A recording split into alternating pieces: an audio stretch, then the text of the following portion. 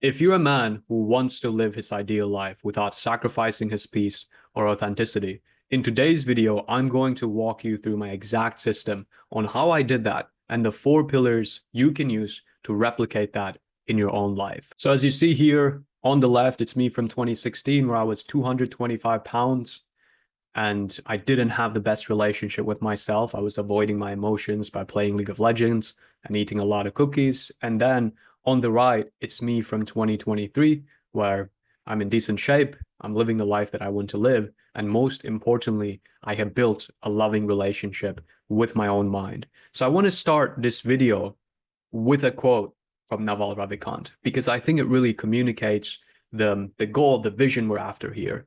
And that quote is, "A fit body, a calm mind, a house full of love. These things cannot be bought. They must be earned." Now, if you don't know who Naval Ravikant is, he's one of the greatest minds of our time. He's the co-founder of Angeles, one of the big companies in Silicon Valley.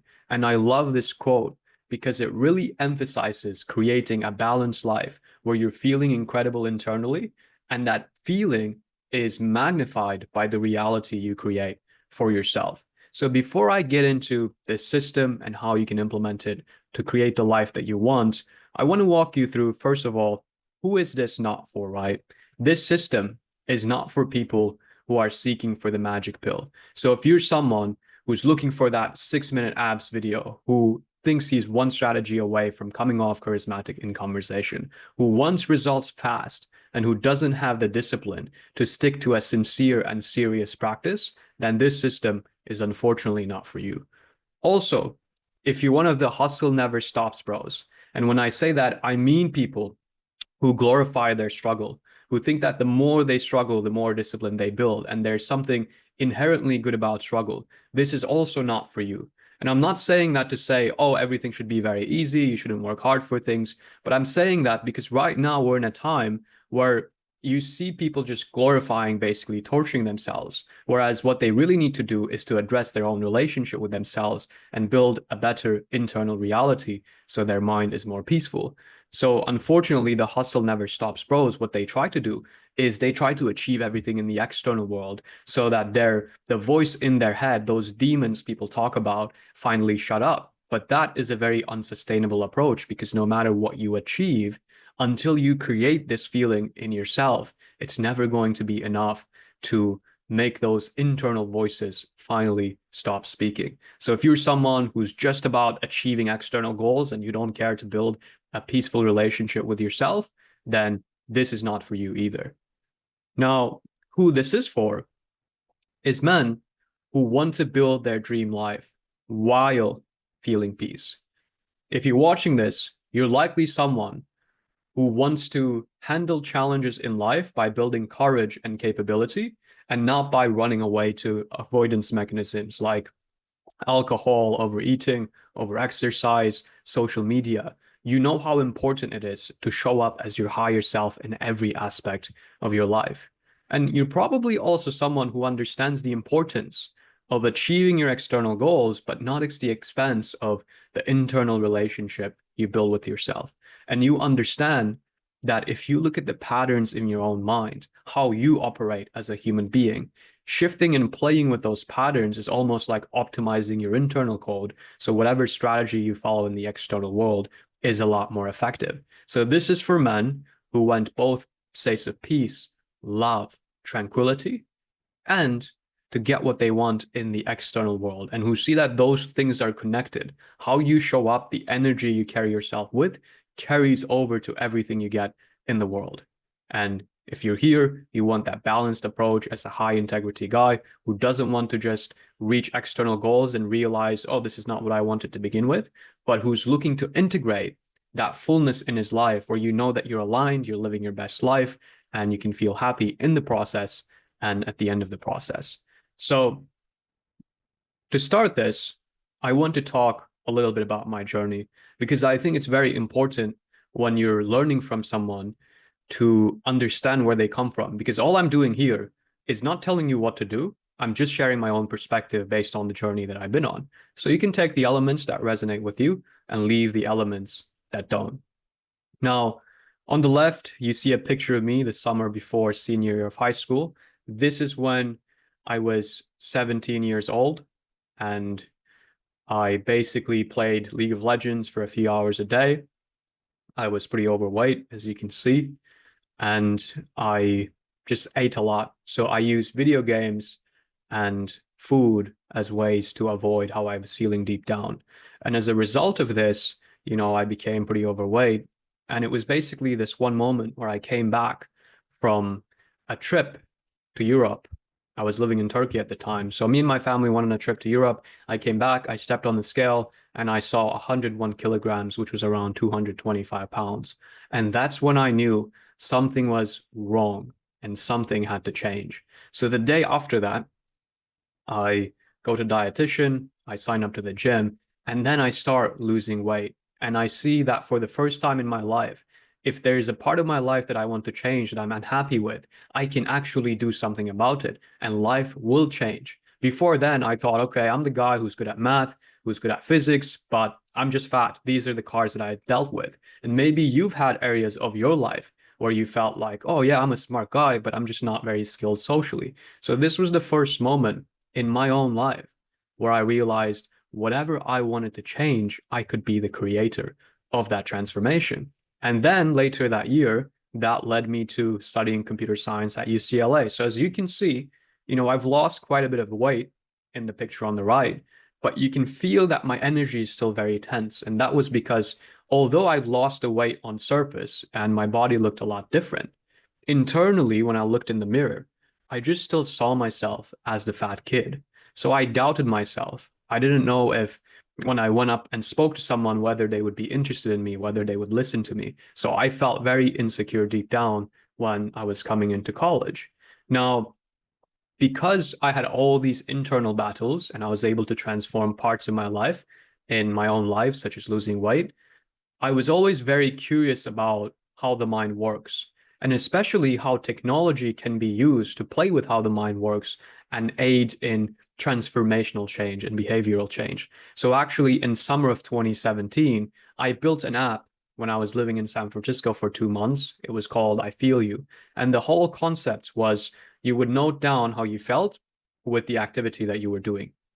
So you could say, oh, I'm feeling very happy because I just played some basketball. And over time, using this data, the app would recommend you what you should do more of, and then you would search for nearby places to go do more of that thing. So if you realized, oh, basketball makes me very happy, you would see that data reflected to you, and then you would see nearby places to play basketball so you could take actionable steps to improve your life. So that was the first moment where I use technology to help people in behavioral change, and this will relate back to the story a little bit later on. And then from that moment, one of the other things I did was because I was feeling like a fat kid still internally, I wanted to actually go out into the real world and challenge those beliefs and to see, okay, can I actually walk up to people, start a conversation, and see if they're interested in talking to me? I may feel like internally that they wouldn't pay attention, that no one wants to talk to me. But what does the external world say about this? So I became a bit of a scientist around using social situations to either validate or challenge or question my beliefs. So this is actually one of the pictures in 2019 where I was going out with one of my friends a lot, just starting random conversations with strangers and seeing what was really possible for me. And what I learned through that experience is we are just prisoners of our own mind. And I really started coaching people around that, using social avenues as a way to expand their mind and their awareness and to see that, okay, I may believe that, oh, you can't talk to a stranger on the street. Oh, you can't start a conversation at a coffee shop. But actually, you can. And how can we work with the mind to really see that possibility and to create the best life that we can live for ourselves? So that led me to starting my own coaching business, which was centered around helping people with social skills and charisma and meeting people at the beginning. You see, this is one of the first in-person trainings I hosted. And then eventually, in March of 2021, something happened. And that moment really touched me very deeply. So, a bit of a backstory. I was in Mexico traveling with some friends, and I just made around $9,500 that month. So financially, I was 22 years old. I had a thriving business. At this point, I'd also figured out how to meet and socialize with people wherever I went. So in social situations, I knew how to have a conversation, how to stand out, how to really listen. So I had people around me that I really resonated with, and I had a business that was doing well. And of course, at that time, I could still be in better shape, but I was in decent shape that I was happy with. But I remember sitting in this coffee shop and sipping my coffee. And in that moment, I had this thought like, okay, now what? Because in a way, I had reached my dream reality. I had reached the point that I felt would make me happy, would make me fulfilled. I mean, just a year before that, I was living in a two-bedroom, five-person apartment near the UCLA campus during the pandemic. So being in Mexico now, having my own apartment, being with friends, having time freedom, location freedom, this was amazing. Yet still, there was this thought in my mind that went, okay, now what? What are we going to do then? And what I realized in that moment is nothing that I achieved would actually lead to the end of suffering until I also took a look at what was going on in my own mind. So up to that point, I was quite curious about the mind, but I was still more focused on the external world. And it wasn't until I achieved some of my goals in the external world where I went, okay, out of all the relationships I can have in this world, there's one relationship that matters the most. And that is the relationship I have with my own mind. So from that time, I started meditating for an hour a day, for 2 hours a day. And I started really playing with my beliefs and realizing how the mind constructs its own reality and how fluid any belief we have actually is. Like if you look at the strongest belief that you hold, they were just causing conditions that arose throughout your life. And suddenly you believe this is a part of who you are. So in 2022, I did a 3-week meditation retreat. And then earlier this year, in 2024, everything came together. One of the first clients that I coached in my previous business, Mr. Namer, he finished up his PhD in AI and joined me full time to do what we're doing now, which is helping people master their internal world, combining science, Eastern philosophies, and data-driven gamification. And we're doing this in the umbrella of data-driven actualization. So the reason I'm telling you this backstory is for you to know, like, I'm going to talk a lot about the power of the mind and how the mind can help you become more effective with your goals. But that's not because I only work with the mind. I've achieved a lot of worldly things. Like I built a 6-figure business and I was able to go meet anyone, anywhere, have a conversation with them. And, obviously I'm in no bodybuilder shape, but I was able to lose weight. So in the areas of fitness, relationships, and finances, I built some type of competency. And then I realized the mind is just a multiplier of everything that we can have and we can achieve in the world. And I want you to know that perspective because a lot of the time when people talk about the power of the mind, they may skip certain benchmarks and milestones along the process. They might just work with the mind without getting in the outside world. But my perspective is really coming from going all in on achieving my goals and then realizing that actually a balanced approach where we look in the mind and then from there transform the external way or the external world is the sustainable way to go. So throughout this journey, I came up with 4 pillars that we use in data-driven actualization. First pillar is internal mastery. This is where we look at our internal world. Second is building courage and capability in the external world. Third is data-driven gamification. And fourth is a loving community. So I'm going to walk you through all these pillars one by one. And we're going to go over what you can do to really take yourself to the next level in each of these pillars. So the first pillar is mastering your internal world. This is the ability to look at the filter that you experience reality from. And that filter is your mind. It's kind of like being prescribed a certain set of glasses, right? You have these glasses. Let's bring out the glasses. So throughout our life, we have certain things that happen to us, and then we start seeing the world from a certain perspective, right? And that's kind of like we get handed these glasses and we see the world from these glasses and we think after some time, oh, this is just what reality looks like. But the thing is, in the glasses that we use, there's some faulty beliefs that are out of date, that are not actually helping us. And those beliefs are actually causing problems. Maybe we feel unworthy of love. Maybe we don't feel good enough. Maybe we feel like doing our best is not enough and we have to be perfect. So what we can do when we look at the internal world is we can let go of that beliefs. And then as we let go of these beliefs, we're able to see reality more accurately, which means the strategies we use will become a lot more effective because we will no longer self-sabotage. We will no longer get stuck in indecisiveness. And this is the true power of looking at your internal world, is when you let go of these unproductive beliefs, then what's allowed for you on the other side is this land of possibility. So the question is, how do we do that, right? So first, you can look at your own life. And this is very similar, like the way the mind works is very similar to a computer program. So imagine you're an engineer, you just wrote a program. At first, you run the program and you think it's working well. You think, okay, this is completely fine. The output is right. The program's running smoothly. This is when you're in the unaware stage of your life. You think whatever's happening is just life in general, and there's no need to investigate it deeper. And then what happens? In a program, one day, suddenly there's a random output. Something just feels off. It doesn't feel right. This is when you start seeing the symptoms of holding on to faulty beliefs. These symptoms might be, oh, sometimes, I get stressed out at work and I lose my appetite. These symptoms might be, I don't feel rested. I have a hard time sleeping. I feel very confused. I'm very indecisive.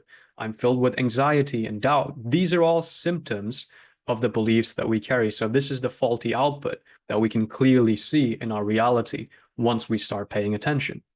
Now, the third part is understanding the trigger. So just like in a program, once you realize there's a faulty output, what do? You find this specific function that generates this output. And you go, what happens right before this output is generated? And you can do the same thing with your symptoms and ask yourself, what happens right before I feel tired? Ah, interesting. It seems like I feel very tired on Mondays, which is when I have meetings with my boss.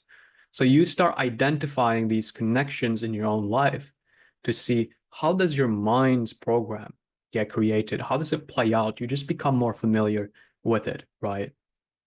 And then from there, what do? In a program, once you identify the function the faulty output comes from, you turn on the debugger and you go line by line and you look at exactly what each value is assigned, what's happening. And as you investigate deeper, you understand the process of how the faulty output is generated. And you can do the same thing with your own mind. You'll look at the situation that's triggering you. Maybe it's having a meeting with your boss just brings up anxiety. And you ask yourself, how am I turning this outside event into something that creates tension in me? What's the story I'm creating around this? And this is when you find the gold. So just like in a program, eventually you find the one line where there's a problem, and you fix that line. In our internal world, we can find the one belief, the one lie that's creating those problems. And once we let go of that, just like once we change that one line in the program, suddenly when we rerun the program, the whole output is different. The program runs smoothly. And it's the same thing in our own mind. We don't want to fight our beliefs by trying to put on a different belief. That's kind of like, having some annoying music play in the background, but instead of turning the speaker off, you just bring out another speaker and you play a song that you like. That's not going to actually fix the problem. That new sound can overpower the old sound, but the problem is still there. So what we want to do is to actually let go of unproductive programs to update our internal code. And then once we rerun our code, reality just looks different. So a great example of this is one of the clients I work with, Lloyd. He's such an inspirational story because when he came to me, he was 51 years old and he had just gone through a divorce. This is a stage of life where a lot of men might have just given up, called it a day, and said, hey, I'll live the good life. This is good enough for me. I'm just going to, take this as faith. But he didn't do that. He really committed to the process and the work and to mastering his internal world. And one of the things that was so inspiring about him is we realized one of the patterns he had of being a nice guy when he interacted with people and especially with women came from some resentment that he held on to his dad. So we went through an exercise where he let go of that resentment. And after 2 years, he was able to give his dad a call and actually listen to him. And a few months after that, this is what he posted on the right in our community. I'm the happiest I've ever been in life. And that's incredible. This is why we want the happiness with the external goals, because the achievements will never make up for the lack of happiness until we look at the problem that's deep down inside us and we let go of that. Now, the second pillar is building courage and capability in the external world. This is important because we can have the most productive beliefs in the world, but if I just sit here in my chair and I never talk to you, or I never go out, I never explore the world, then what's the point of living in a lifetime? Like, we might as well just go sit in a cave and meditate. And if that's what's calling you, then go do that. But I'm assuming if you're watching this, you also want to enjoy your life. You want to make memories. You want to have fun. You want to make friends. So the reason stepping into courage is so important in life is because every area of our life is connected. How we do one thing is how we do everything else. So if we're feeling good at our home, but that feeling doesn't carry over to when we're around other people, when we're at the gym, when we're dancing, then there's still room to grow. We want to expand as a being, especially as a being who's building love for ourselves, because that means there will be more love in the world as a whole. And when we step into courage, we also get to test our assumptions and our beliefs. I've spoken to thousands of people in tons of crazy situations in the past few years. And those conversations I had revealed so much to me about me and revealed so much to me about how the world operates. Because it's really easy to believe, no, there's no way you can have a conversation with a stranger at a coffee shop. But then you do it and you see it's actually possible. And just seeing that allows you to reconsider your own reality and go, okay, what else is possible? So it's this almost like this winner effect that as you show up in one part of your life, as you go to the gym, talk to strangers, meet some people, then that effect carries over to every other part of your life. And that's exactly what happened to Tim, one of my clients who lives in Manila, who's actually a top real estate agent. He came to me when he was struggling with meeting people and putting himself out there. And those skills we thought to relax into the present moment, to build a warm, captivating energy, actually helped him get a job offer from one of the top real estate brokerage firms in the Philippines. And that eventually led to him creating 10 times the income for himself. And the second update is actually from a few weeks ago at the time of this recording. And he says, I just realized this now, and it's so easy to lose sight of this. But the life I'm living now is the life I've dreamt of living 5 years ago. I have time freedom, I have good income, I can travel where I want, I can meet cool people. I'm in this community learning from amazing people. So this is really what's possible, right? And again, the reason I'm not telling you, oh, here are the things you need to do to build courage and capability is because this will look different based on what you want for your life. I'm not here to prescribe to you who you should be as a man. I'm here to teach you the ways in which to see the world, which is find an area that you want to improve in. Discover the highest level thinker. That's usually not the person with the biggest following, and that person's hidden in the niches. And take that person's advice, follow it, ask questions, and really show up with humility and with discipline. So it's not about fitting into an idea of who you should be as a man. It's about living your own hero version of yourself. This is what this pillar is about. Now, the third pillar is where we can really use the power of technology and actually video games to create transformation. So as I mentioned earlier in this presentation, I used to play a lot of League of Legends. If you played, my main was Lee Sin and Wayne. I loved like high skill characters and really mastering them. And what's interesting about video games is we never have to play a video game, but people spend years of their lives just mastering these games because there are certain aspects of the game that keep them coming back. And we can take those aspects, the underlying psychology of video games, and use it for actually transformational behavioral change. And this is the third pillar, using data and gamifying the accountability process to make it fun and make it something that you look forward to. You know, the biggest complaints or frustrations people have a lot of the time is they know what to do, but they can't bring themselves to do the thing. And part of that is a shadow issue, right? It's about the internal beliefs. But part of it is how can we simplify the system so deeply that doing the thing that helps us becomes just the natural course of action. So the way we have done that inside our community and the way you can do it for yourself is by two things. First, we created a Google form that really simplifies you tracking some key metrics for yourself in your day-to-day life, your sleep, your biggest wins, what you learned, boldest thing you did. And then we've created private dashboards for people we work with to really visually see their progress. Okay, here's my mood, here's my social opportunities, here's my meditation day by day. And just seeing this is extremely powerful because so many times we're making progress in life, but because we're biased through our evolutionary biology to look more at the negative rather than the positive, we forget the progress that we're making. Whereas when we can use data to create a concrete representation of the progress that we're seeing, then it's a lot easier for us to stay motivated. And that's where in the third pillar, the data comes in.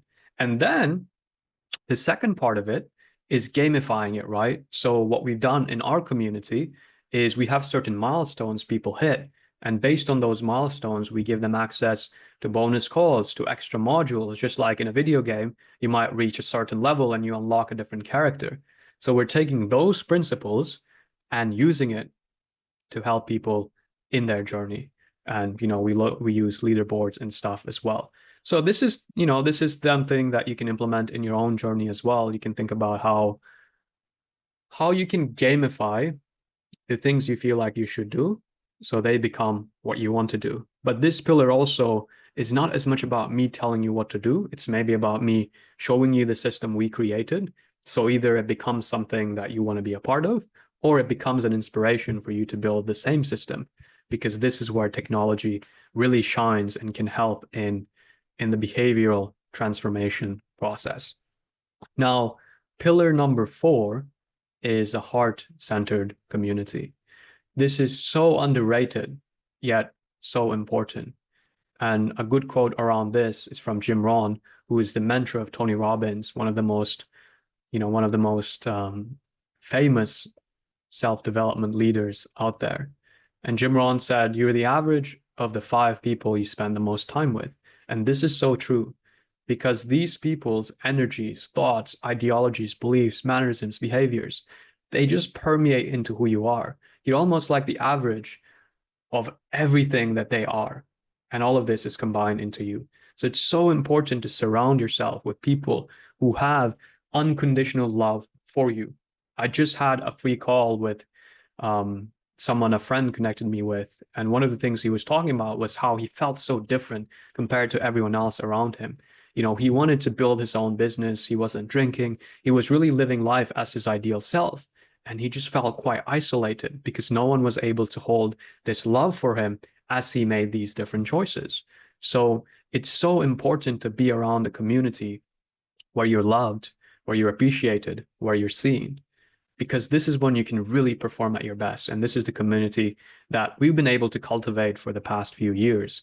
And the power of that is absolutely amazing, because so many times we know what we're capable of, but we also want to be seen for our struggles. And sometimes we need people to believe in us when we don't believe in ourselves. So the fourth pillar that I really want you to consider is, who are you around and who do you need to be around to step into your ideal self? And if you're not around the right people, there is no shame in paying for communities, paying to be around the right people, because then you're giving yourself the permission to allow yourself into that environment. And when the average of the people you're around changes, the average of how you perform and who you are will change as well. So these are the 4 pillars to help you get what you want in life without sacrificing your peace or authenticity. If you resonate with what I talked about here and you want a community, coaching container, the knowledge and information to live life as your ideal self without sacrificing your peace, what I want you to do is DM me DDAC on Instagram at Data Driven Actualization. This is our account right there. And I'll tell you exactly how our community looks like. Again, you can just DM me this keyword. There's no pressure, there's no calls involved. You'll basically get all the information you need to make a decision for yourself to see if it resonates. And if you're not ready just yet, one of the benefits of doing what I do, which is to help people as a living and help people evolve in their minds and evolve in their lives, is we get to put out a lot of free stuff. So you can check out our podcast, the Data Driven Actualization podcast, on our YouTube channel. One of our favorite episodes is 4 Pillars to be the best version of you in 2024. And we also have a free playbook we've created for you as a gift. It's called Data Driven Healing Playbook. And the goal is to help you master your inner world, combining science, Eastern philosophies, and data.